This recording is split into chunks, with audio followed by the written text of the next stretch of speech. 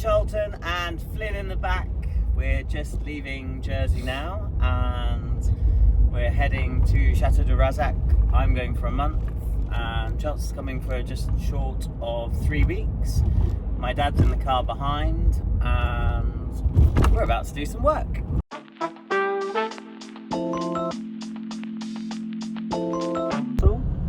This is one of Jersey's historic monuments and fortifications, and in the far distance is Fort Regent, which is again a covered historic monument. It's been used for many years as an area for the general public. It had a gymnasium in it. It used to have a big indoor swimming pool and children play areas and what have you. It's since closed down, and for the last probably 15 years it hasn't been used to its capacity, and the government have been looking for ideas as to what to do with it, and it was a big part of my growing up actually, and it was definitely a day out for a child of Jersey in the 80s.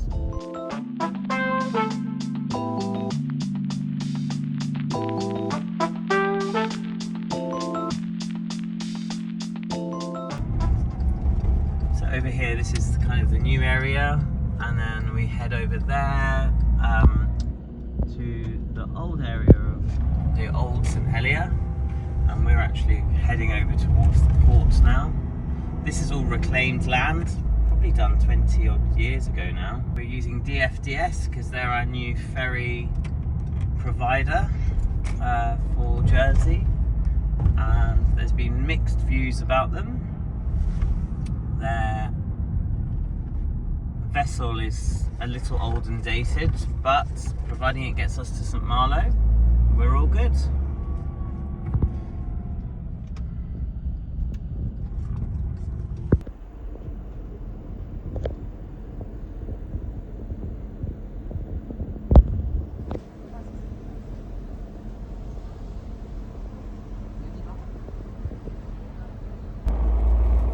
So we are about an hour and 20 minutes from the chateau. We've passed Angoulême and we're heading direction Périgueux. Flynn is with me, Charles is with my dad in the other car. He jumped out so that he could do dad's ticket on the toll road and sort out the payment. It makes it a little bit easier with it being a right-hand drive. And our intention now is to basically get to the chateau with possibly a diversion to a supermarket. However, it's Sunday evening or late afternoon, probably going to be fairly unlikely. So I just hope that we've got some food for this evening. Otherwise, it will be pizza and we'll have to go to a takeaway. We've got plenty of time to be cooking anyway, so yeah, here we go. Chateau time it is.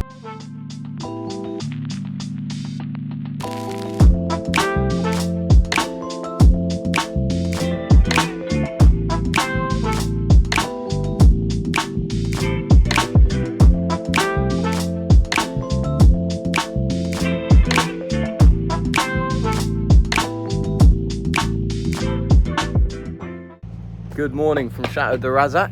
Today what we're doing is hot out, so we're building all of this garden furniture.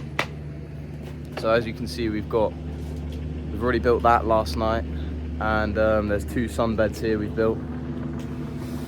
Popper on the digger. What's he doing? He wants to basically see, we got struck by lightning about 2-3 weeks ago, and I put an external Wi-Fi box on that wall, but we had the telehandler here, so I was in that. So he was just wanting to see whether, if I perch myself into the bucket, whether it's high enough for me to get back up and replace the Wi-Fi box. It's gonna get hotter. It's 11 o'clock in the morning, and yeah, I'll film a few bits of the progress and how we get on. So the last time we were here, I showed you the kitchen, but without these lights and the yellow paint, which my grandpa, Popper, as I call him, has painted. So it's gives it a nice bright color. It's not as bright as the white, but it does look very nice. Now I can show you a bit more. So we've got the oven. This is temporary. That was delivered in, I think it was January when we last did the video. And now we've got, so these shelves, these weren't here before. We just had this middle unit when I last showed you. And now we've got the shelves, and this is a unit for a freezer, which is going here. And then this is a fridge, and then I think this is cupboard space right here. But the freezer and fridge are both installed. They just need to be turned on. At the moment, we're using this fridge here temporarily.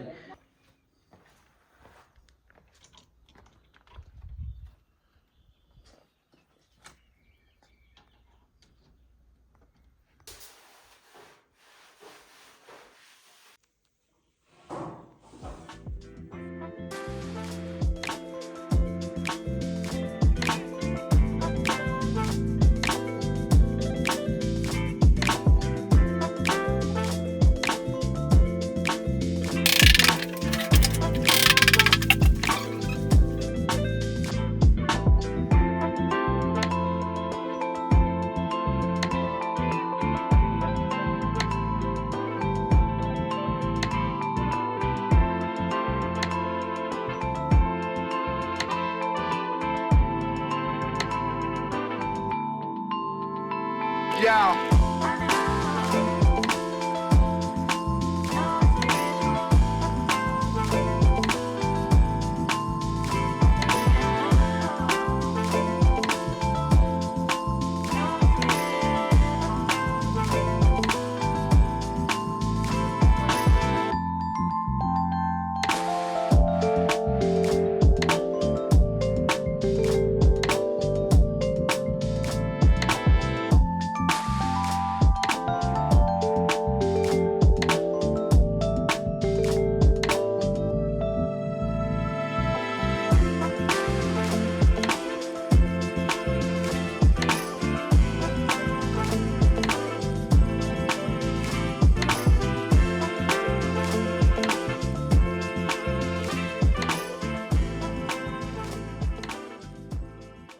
So in this segment of the video, what we're doing is taking all of the chippings. They're not really chippings. They're bigger than chippings. They're stones, really.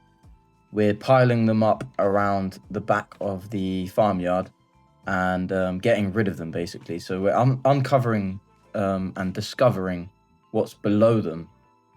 Most of it is just dried soil and rock, and but we did find a channel, like an old channel, drainage channel to a drain, which obviously maybe hundreds of years ago was installed and has now been covered up. But yeah, it was a pretty cool discovery.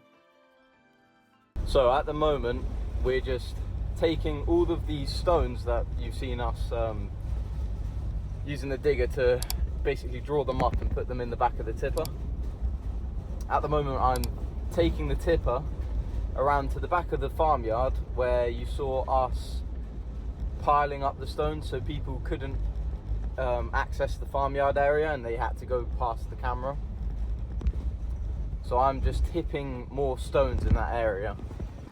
So here's the tipper, and then this is the row of stones, and then this is the pile of stones which we have reinforced since the last video, and should be nearly impossible for people to get up there. So yeah, that's the progress.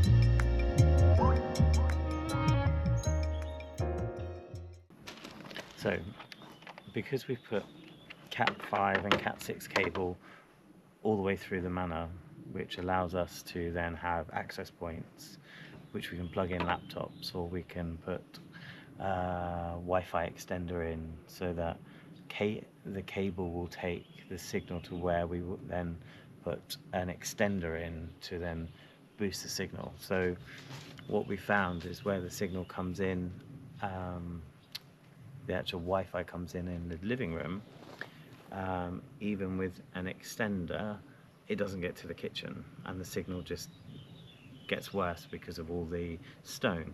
So when we did the electrics, we ran Cat 5 and Cat 6 into every room, which means that in the kitchen now we have this kind of switch where all those cables come to, and they have just dead ends on them at the moment, and I need to wire these in. Now if anyone has done Cat 5 and Cat 6 cabling, they'll realise that there are more words to the English and French dictionary when you've successfully wired one of these, because for every one that's successful at the moment, it's about 10 failures.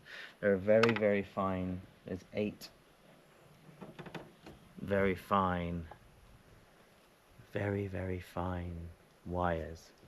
Now the problem is that you have to get 8 fine wires in order into one of these. Now it often looks like they're in order, so there's some standard color codes that you do, but it doesn't really matter, providing each end is color coded and done the same, the cable should work. So, but what happens is once you've crimped it, you can't then take this off. So if you've crimped it wrong, plug it into the tester, and it doesn't work, you have to cut it and start again. So this was 10 foot originally. No, it wasn't, but it's a small testing cable that I was trying to produce. So what we do now is we're looking for 2 lines on each, so for every one, so we can see here 5, 6, 7, 8, but it's skipping out 1. So it's telling us that if I twist it, which isn't good cabling, but if I twist it, you'll see then 1 comes online. So there's a fault in this cable unless I twist the cable.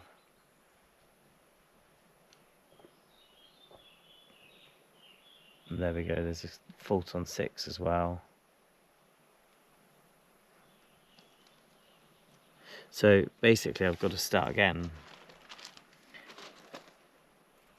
and it's really frustrating. So you literally have to, I've tried re-pincering these, and they look like they're in order, but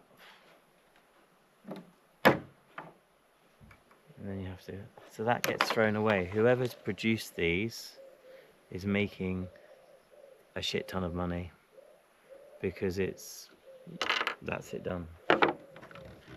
And I've cut that one. I don't even know that it is that one that's not working. It could be this one. So here we go again.